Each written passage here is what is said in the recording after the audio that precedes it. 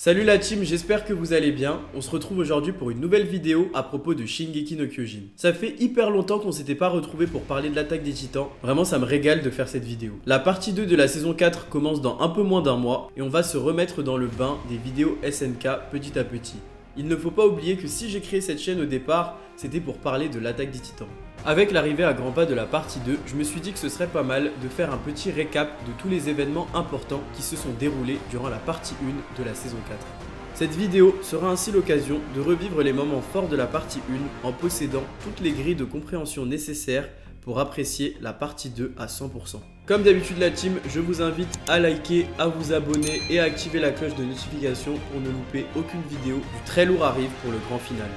Dans cette vidéo, il n'y aura pas de spoil, donc si tu es juste à jour dans l'animé, tu peux la regarder sans problème. Donc sans plus attendre, rentrons dans le vif du sujet.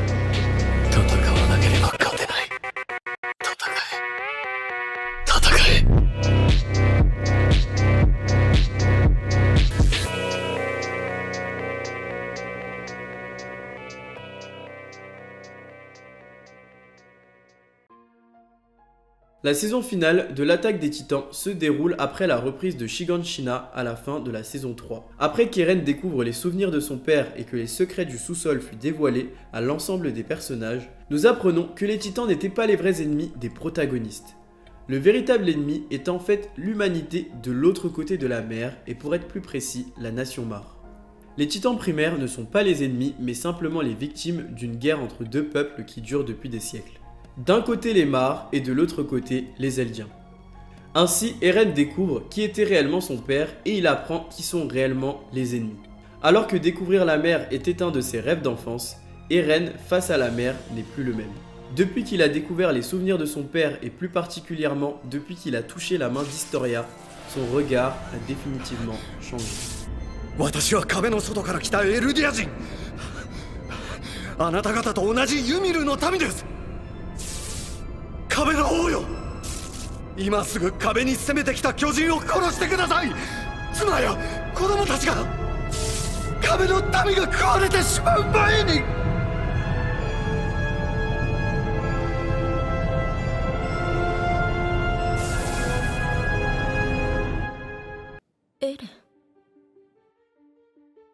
Au début de la saison, nous assistons à l'apogée de la guerre entre Mar et l'Alliance du Moyen-Orient qui dure depuis 4 ans. Les événements se déroulent donc 4 ans après la fin de la saison 3. La guerre a éclaté suite à la perte du titan colossal Bertholdt et du titan féminin Annie. Au travers de ce que nous voyons de la guerre, nous apprenons que le règne des titans touche à sa fin en raison des progrès de la technologie et de l'armement dans le monde. Par conséquent, Mar, qui est une nation qui s'appuie sur le pouvoir des titans, est en difficulté. Malgré leur victoire face à l'Alliance du Moyen-Orient, ils souhaitent gagner le pouvoir du titan originel dès que possible et recueillir les ressources que l'île de Paradis a à offrir. Le pouvoir du titan originel étant absolu, il serait plus que suffisant pour neutraliser toute menace ou développement futur. Ainsi, après avoir récupéré le titan originel, Mar pourrait affirmer sa domination. D'autre part, on nous présente au début de cette saison les 4 nouveaux candidats guerriers. Gabi, Falco, Udon et Sophia. Ils sont en compétition pour hériter du titan cuirassé de Reiner. Le titan bestial est lui destiné au grand frère de Falco, également apprenti guerrier. Nous apprenons également l'identité du nouveau titan mâchoire, Porco Galliard, et du titan charrette, Pick Finger. Nous découvrons leur train de vie et le contexte dans lequel ils évoluent. Certains de ces personnages nous rappellent directement des personnages que nous connaissons très bien des saisons précédentes. Gabi par exemple, par son tempérament, nous rappelle étrangement Eren Yeager. Elle est déterminée et ambitieuse et ne semble reculer devant rien pour réaliser son objectif. Ce début de saison, au-delà des murs, a pour but de permettre aux spectateurs de découvrir davantage les ennemis qui sont tout aussi torturés et traumatisés que les protagonistes que nous connaissons depuis le début. On s'aperçoit que les Eldiens de Mar ne sont pas tant des mauvaises personnes. Ce peuple est livré à lui-même depuis des générations, injustement marginalisé et déshumanisé par les Mar. Ce choix pour le début de la saison, qui pourrait frustrer les fans qui souhaitaient revoir leur personnage préféré, marque bien le tournant non manichéen de l'attaque des titans. Pour moi, ces premiers épisodes marquent bien l'idée selon laquelle il n'y a pas de bien ou de mal. Tout dépend de qui raconte l'histoire. D'autre part, nous obtenons également des informations sur la famille Tybur qui détient le titan marteau d'armes. Avec ce dernier, nous connaissons officiellement les 9 titans primordiaux. Une autre information intéressante que nous obtenons est que Porco est le frère de Marcel Galliard qui, nous le savons, a été mangé par Ymir lorsque Reiner et les autres ont commencé leur plan d'invasion sur l'île de Paradis. Après son retour à Mar, Ymir a été mangé par Porco et c'est ainsi qu'il a obtenu le pouvoir du titan mâchoire ainsi que les souvenirs d'Ymir. Mar a pour objectif de s'emparer de l'île de Paradis dans l'année à venir pour maintenir leur position dans le monde. Cependant, ce projet est interrompu par l'apparition soudaine d'Eren Yeager à Mar. En effet, 3 ans avant cet événement, Mar, malgré sa guerre contre l'Alliance du Moyen-Orient, envoyait des flottes pour surveiller la situation à Paradis. C'est ainsi que les partisans de Sig sont arrivés sur l'île pour offrir des informations sur les Mar à Eren et les autres. Sig, par l'intermédiaire de ses partisans, transmet aux Eldiens de Paradis son plan pour les sauver. Son plan nécessite un titan primordial possédé par un Eldien de sang royal et le titan originel possédé par un Eldien lambda qui n'est pas de sang royal. Ces deux éléments réunis permettent de déclencher le grand terrassement. Le grand terrassement, pour ceux qui l'ont oublié, est le pouvoir de libérer sur le monde les titans colossaux contenus dans les murs Maria, Rose et Sina. Ces titans colossaux ont le pouvoir de piétiner la terre et de réduire l'humanité à néant. En effet, dans cette saison, nous apprenons la véritable histoire de l'affrontement entre les Mar et les Eldiens. D'après la légende racontée par les Mar, Ymir, la grande ancêtre, avait fait un pacte avec le démon de la terre. Celui-ci lui a donné le pouvoir des titans. À la mort d'Ymir, son âme se scinda en 9 titans primordiaux qui fondèrent l'empire d'Eldia. Celui-ci conquit la nation Mar, puis asservit le continent tout entier. Ainsi débutèrent les temps sombres. Le peuple d'Ymir, pendant près de 2000 ans, opprima les autres ethnies qu'il considérait comme inférieures. Cependant, lorsque l'empire eldien n'avait plus d'ennemis pour s'opposer à lui, il se déchira dans un conflit fratricide. Ce fut alors la grande guerre des titans. À ce moment-là, la légende raconte qu'un vaillant Mar nommé Élos a pu saisir l'opportunité qu'offrait cette lutte intestine. Il poussa les Eldiens à se décimer les uns après les autres et fit une alliance avec la famille Tybur, obligeant le roi Fritz, chef de l'empire eldien, à se réfugier sur une île, laissant une partie de son peuple sur les terres Mar. Le roi Fritz se réfugia derrière des murs composés de légions de titans, prêts à tout broyer sur leur passage. Et cette version raconte que le roi Fritz menaçait que si quelqu'un venait l'attaquer, il n'hésiterait pas à lâcher cette puissance sur le monde. Seulement, nous apprenons dans le discours de Willy Tybur que cette version n'est pas la vérité. L'intention du roi n'était pas d'attaquer ses ennemis, mais d'essayer de maintenir la paix aussi longtemps que possible à l'intérieur des murs. Une fois isolé, le roi Fritz priva son peuple de sa mémoire grâce au pouvoir de l'originel et lui fit croire que l'humanité avait disparu à l'extérieur des murs.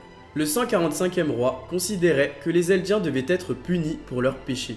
Il pensait que si Mar ou tout autre ennemi venait à attaquer, le destin des Eldiens serait de périr.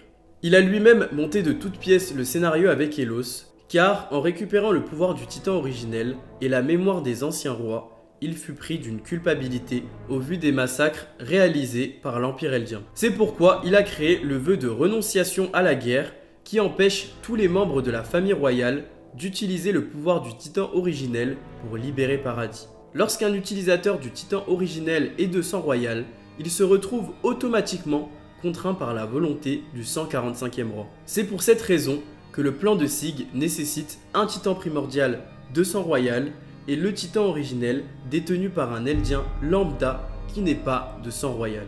Pour court-circuiter la volonté du 145e roi, il faut qu'un titan primordial de sang royal entre en contact avec le titan originel possédé par un Eldien qui n'est pas de sang royal. Nous avons déjà vu cela dans la saison 2 de l'attaque des titans, lorsqu'Eren a pu utiliser le pouvoir du titan originel pour tuer le titan souriant alias Dinafritz. Lorsqu'Eren est entré en contact avec ce titan de sang royal, il a pu utiliser le pouvoir du titan originel. Avant l'ellipse, Eren avait pensé à cette méthode, mais il était trop risqué pour lui de partager cette information car Historia étant le seul membre de famille royale à l'intérieur des murs, elle aurait pu être en danger. Le plan est ainsi de déclencher le grand terrassement dans le but de faire pression sur le reste du monde avec l'aide du clan Azumabito, clan dont est issue la mère de Mikasa. Le grand terrassement ne devrait être utilisé que comme un moyen de dissuasion pour que Paradis gagne du temps. Grâce au temps gagné, le clan Azumabito pourrait construire une puissance militaire et technologique à Paradis, afin qu'il puisse se défendre dans le futur sans avoir besoin de compter sur le pouvoir des titans. Puisque Paradis a été sous la menace des titans pendant plus d'un siècle, ils sont sévèrement en retard par rapport au reste du monde. Ainsi, le clan Azumabito les aiderait à se construire militairement en l'espace de 50 ans, et pour ce faire, Paradis aurait besoin de maintenir le titan originel et un titan de sang royal. Cela reviendrait à utiliser Historia et sa descendance car c'est la seule Eldienne de sang royal sur l'île. Mais nous savons qu'Eren n'était pas vraiment d'accord avec cette idée. Ce plan serait donc bénéfique pour toutes les parties impliquées. Paradis pourrait survivre, le clan Azumabito pourrait collecter les ressources de Paradis, ce qui leur serait bénéfique économiquement, et Sig pourrait sauver les Eldiens en tant que vrai restaurateur eldien qu'il se prétend être. Mais en réalité, les détails du plan de Sig qui ont été portés à notre connaissance servaient de couverture à son plan réel d'éradication douce. Mais nous y reviendrons plus tard dans la vidéo. Ainsi, 3 ans plus tard, Eren agit de son propre chef. Il infiltre Mar et répond à la déclaration de guerre de Willy Tybur. Grâce à cette attaque, Paradis retardera l'attaque de Mar sur l'île, Eren absorbera le titan marteau d'armes, et Eren portera un gros coup sur les forces militaires du monde tout entier. Cependant, d'un côté plus négatif, cette attaque donnera raison aux rumeurs concernant les démons de l'île de Paradis. Armin sera contraint de détruire un port et d'assassiner des innocents, et une haine envers Paradis commencera à s'ancrer dans le personnage de Gabi Brown. Sacha, qu'on adorait tous d'ailleurs, en payera les frais de la main vengeresse de Gabi.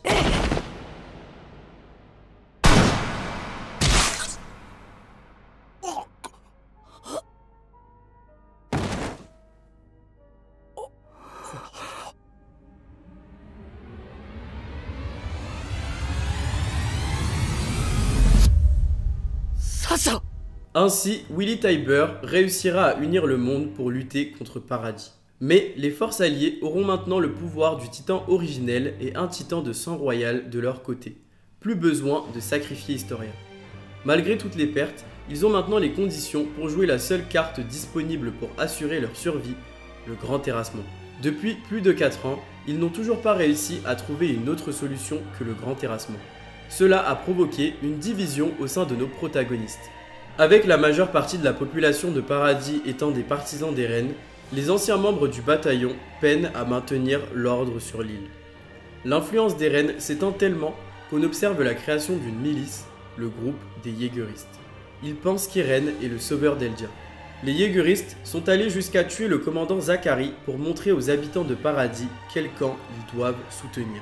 Maintenant, leur objectif principal est de permettre à Eren de rentrer en contact avec Sig pour qu'ils puissent déclencher le grand terrassement et terroriser leurs ennemis de l'autre côté de l'océan. Bien qu'on connaisse les intentions des Jägeristes, on ne sait toujours pas ce qu'il se passe dans la tête d'Eren Yeager en ce moment. On sait simplement qu'il souhaite également rentrer en contact avec Sig et il semblerait qu'il soit d'accord avec le plan d'éradication douce. En effet, Eren penserait que ne jamais être venu au monde serait la bonne solution pour mettre fin au cycle de la haine. Seulement, Jean et Armin pensent que les actions d'Eren sont une manière pour celui-ci d'utiliser Sig afin d'obtenir les pouvoirs du titan originel. Eren reste très mystérieux et semble avoir pris ses distances par rapport aux autres personnages. Il annonce à Mikasa qu'il la déteste car elle est contrôlée par son instinct Ackerman qui la contraint à obéir à celui qu'elle considère comme son roi. Dans le même temps, il méprise Armin en lui disant qu'il est contrôlé par les souvenirs de Bertolt qui ont totalement pris le dessus sur sa personnalité. Cette partie 2 nous en apprendra certainement davantage sur les réelles intentions d'Eren. Dans cette saison, nous avons également la réintroduction d'Annie qui est restée enfermée dans son cristal pendant plus de 4 ans. De manière très mystérieuse, nous apprenons qu'Historia est tombée enceinte. Nous apprenons également ce qui s'est réellement passé au village de Ragako avec la capacité unique de Sig, transformer les sujets d'Ymir en titans primaires grâce à son liquide cérébrospinal. Il a utilisé cette même capacité pour transformer les soldats de Paradis avec le vin. Un simple cri suffit à Sig pour transformer en titans primaires les Eldiens qui sont rentrés en contact avec son liquide cérébrospinal. Cette stratégie a donné libre cours aux Jägeristes et aux disciples de Sig pour prendre le contrôle de l'île entière. Après le combat dans la forêt, nous découvrons le vrai plan de Sig. Sig est tenu par une promesse qu'il a fait à son père de substitution le docteur Xaver. Son plan d'éradication douce empêchera les Eldiens d'avoir des enfants et mènera à leur extinction. C'est un plan assez sinistre, mais plutôt réaliste au vu de l'enfance de Sig qui a été très difficile. Nous ne savons toujours pas si Levi et Sig sont en vie, bien qu'il semble plus probable que Sig soit en vie, compte tenu du titan qui tente de le sauver et du fait que Sig aperçoit une mystérieuse jeune fille à l'approche de la mort. L'humanité a peut-être perdu son soldat le plus fort, ce qui montre davantage l'aspect critique de la situation à Paradis. Enfin, dernier élément mais qui n'est pas des moindres, les Mar arrivent sur l'île pour affronter Eren une nouvelle fois. Cela signifie que les choses peuvent prendre une multitude de tournures différentes si nous laissons libre cours à notre imagination. La première partie était vraiment excellente en ce qui concerne le storytelling et nous avons appris beaucoup de choses en 16 épisodes. La deuxième partie répondra certainement aux questions que nous nous posons encore. Espérons vraiment que l'animation soit à la hauteur de ce qui nous attend.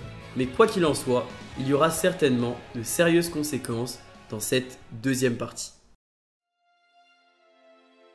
Merci la team d'avoir regardé cette vidéo, n'hésitez pas à vous abonner et à liker, on va suivre ce grand final ensemble et vraiment je vous prépare des vidéos incroyables. C'est tout pour mon récap des choses les plus importantes de la partie 1, donc merci à vous et je vous dis à très vite.